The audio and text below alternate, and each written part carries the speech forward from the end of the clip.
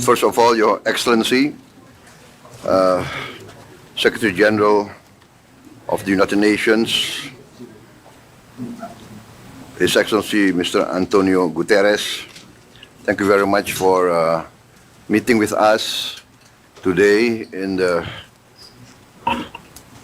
middle of your very busy schedule. I understand you flew 20 hours from Baku, so I really appreciate this meeting. We really appreciate, respect, and support your consistent stand to uphold international peace, international justice, international law.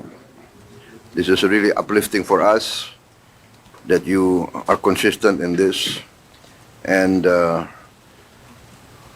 for us, your stand on many of the issues of concern in this present situation, especially the issue of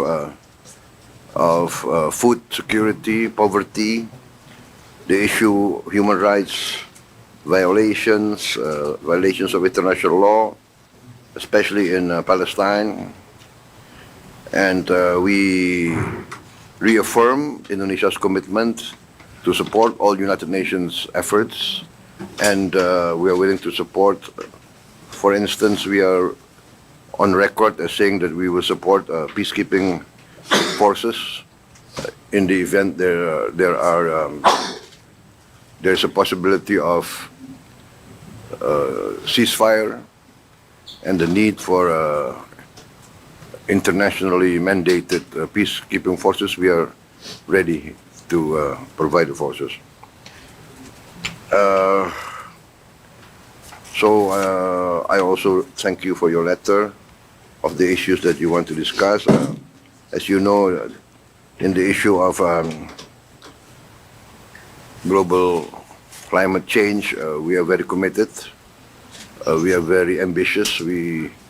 I plan in my new administration to go completely 100% renewable and green.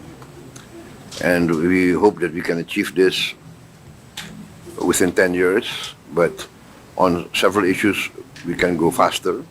For instance, we have already developed the technology to make diesel oil from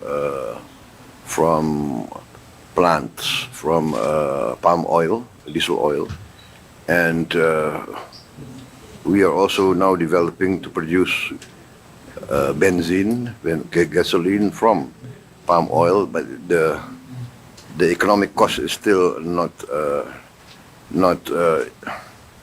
attractive. So we have to find a new, better procedures.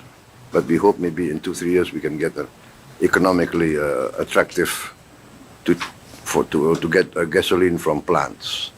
And renewables, we have a lot of geothermal. I think Indonesia is very blessed. We are the largest reserves of geothermal energy in the world. I think about 60% of geothermal energy is Indonesia. We have also, of course, abundant solar energy. Solar energy, I think the photovoltaic panels and electricity from solar energy is very attractive because we are very dispersed. We have a lot of islands, 17,000 islands, but we are committed and we are very optimistic. We are very bullish on this transition to a green energy. So